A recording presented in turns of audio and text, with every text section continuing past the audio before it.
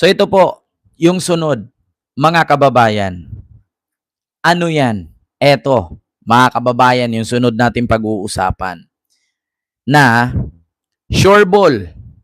Sure ball po mga kababayan, na si Sara Duterte ay talagang makukonvict. Bakit?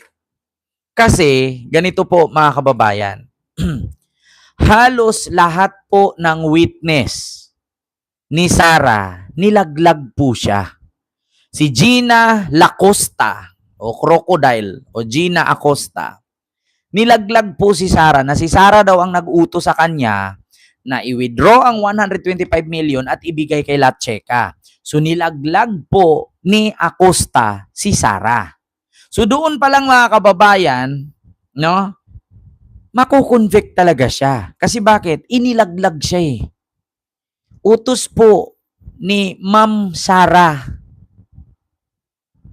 So inamin na utos, sa madaling salita, kung makulong man si Gina Acosta, makulong din si Sara kasi si Sara ang amo nila, which is nangyari kay Digong yan. Unang nakulong sa ICC si Digong, kaya nga susunod si Bato at si Bongo eh. Kasi sino bang presidente nung tukang-tukang? Si Digong. Sino bang PNP chief? Si Bato. Sino bang sekretary ni Digong? Si Bongo.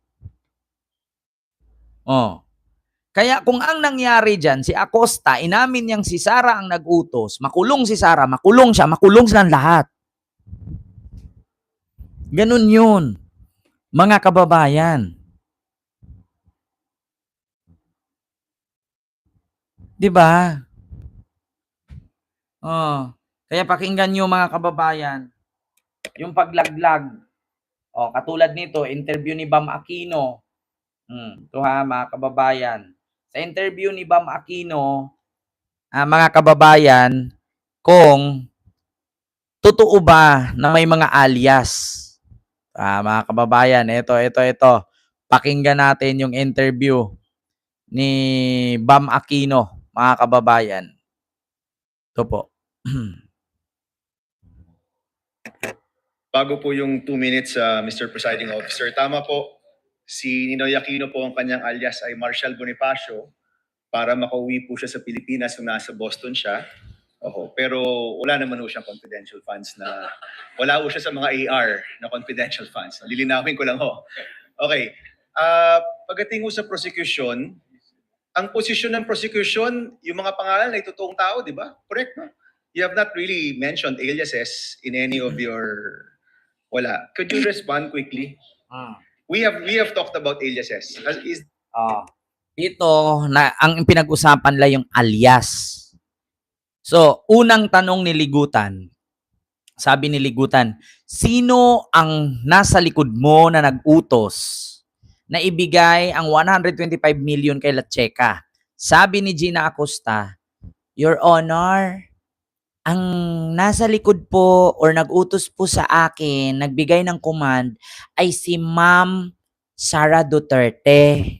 Siya po ang nag-utos. So, aminado, laglag. Kaya dyan pa lang mga kababayan, conviction ay kumakaway. Inamin, nilaglag.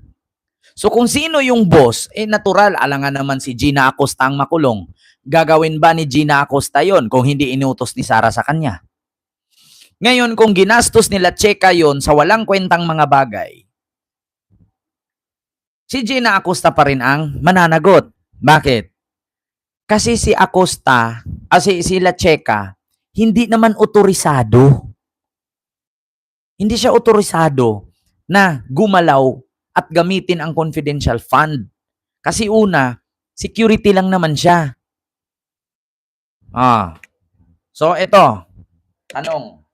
Prosecution talking about aliases? That was never our point, Your Honor. In fact, the point of the prosecution is that was never raised by the defense, either in their answer or in their pre-trial brief, Your Honor. So to us, that should be a non-issue because even them, they never claimed that in any of their pleadings before this honorable court.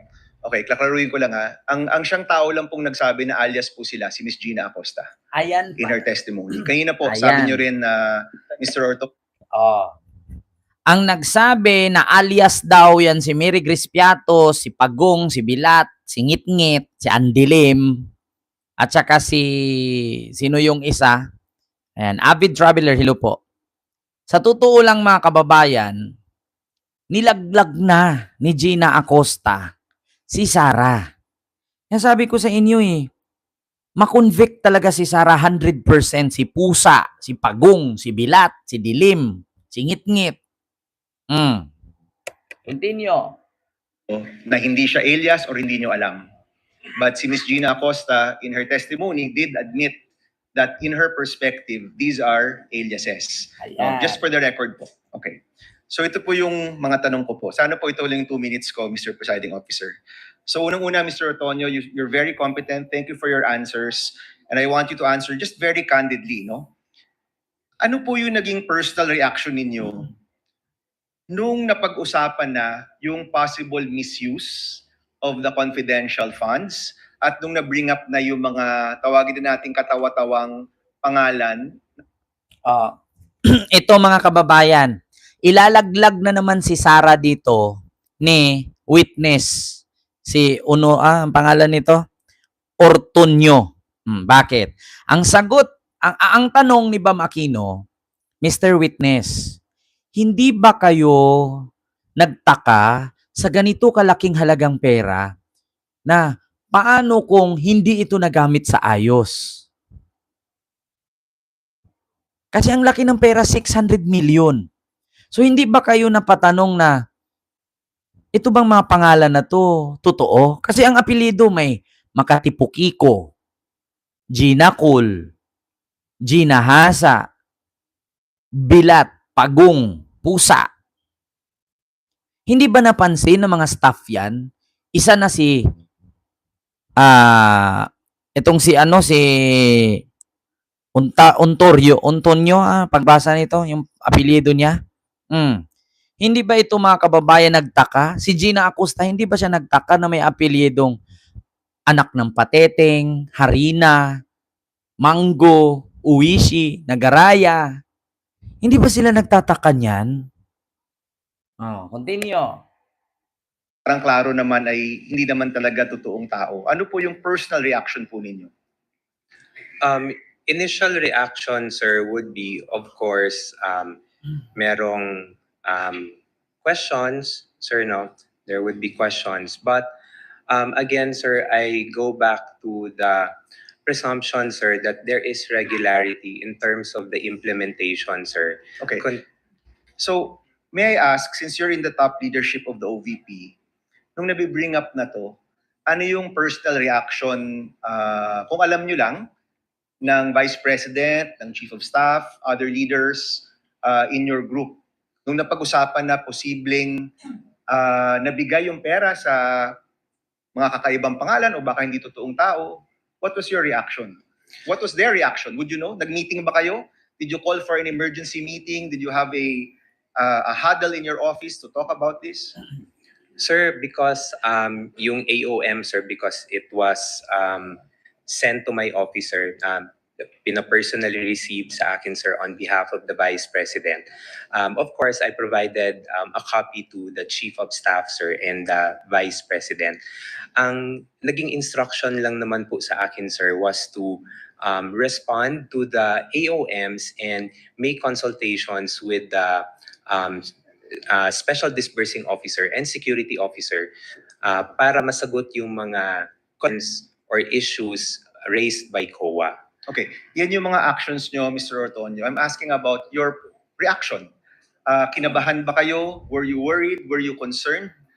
Was there any concern shown by the Vice President, by the Chief of Staff, by people in your office na posible itong perang ito ay hindi nagamit sa tama? On the matter of concern, sir, I think there is a concern considering that there is already an immediate instruction, sir, to reply to the AOM. That's the sir. AOM. Let's go to the bringing up of these names in Congress. Ayan na, mga kababayan, nilaglag na. Kaya nga sabi ko sa inyo, ito sa tanong ni Bam, hindi ba kayo nagtataka bakit itong mga pangalan ay nung lumabas ito sa social media So hindi ba kayo nag-uusap-usap na patay tayo dito? Sabit tayo dito. Bakit? Kasi hindi nila maipakita si Piatos. Hindi nila maipakita si Bilat, si Pagong, si Pusa. Kasali pa nga si Jokno at si Marian Rivera. So hindi ba siya nanginginig or nangangamba niyan? Kaya napaka-imposible mga kababayan na hindi ito, kasi ganito yan mga kababayan, di ba Dayo, nung bata pa, di ba pag ang nanay natin pupunta ng merkado, mamalengke, di ba pag iniwan tayo sa bahay, pag sinabi ng mama natin, pag uwi ko, kailangan nahugasan na yung plato. Pangalawa, yung mga damit, nakatupi na yan. Yung sahig, malinis na yan. Tapos yung mga halaman, nadiligan na yan.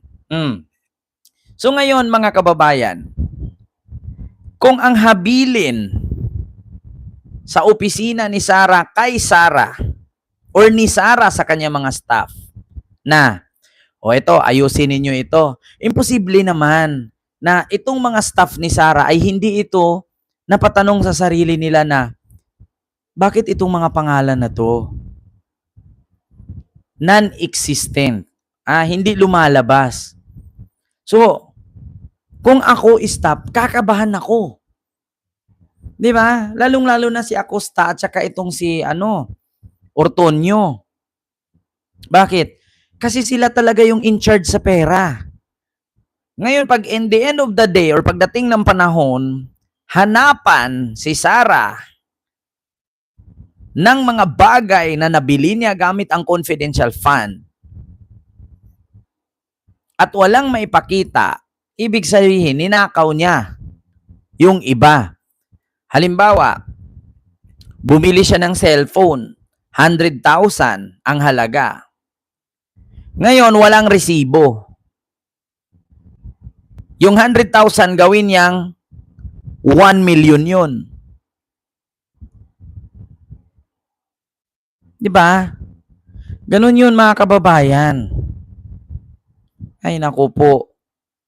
Kaya sabi ng witness na dating staff ni Sara na si Ortonio, eto pa mga kababayan, pakinggan natin. Sagot. Nung lumabas na yung Piatos, Pusa, Pagong, mga ganyan, were you concerned na yung pera ng bayan posibleng hindi nagamit sa tama at ito'y pinirmahan mo at ito'y nakapangalan sa inyong opisina, for example? Were you concerned? Sir, parang Honestly. immediate reaction, sir. Yes, sir, but nung as the hearings went on, sir, parang binabalikan ko yung AOM, sir. Hindi kasi po siya na-raise doon sa AOMs. So, parang nabawasan po yung concern ko, personal concerns ko with those acknowledgement receipts. Did you call for an internal investigation after na-reveal yung mga pangalan na kakaiba? Nagpatawag ba kayo ng investigasyon sa inyong opisina? I personally did not, sir, hindi na po ako nagpatawag. Did your office call for an internal investigation? On that matter, sir, I do not know, sir, if there is an instruction coming from the head of agency, sir. But personally, to me, sir, none, sir. Okay. So, Narinig nyo mga kababayan?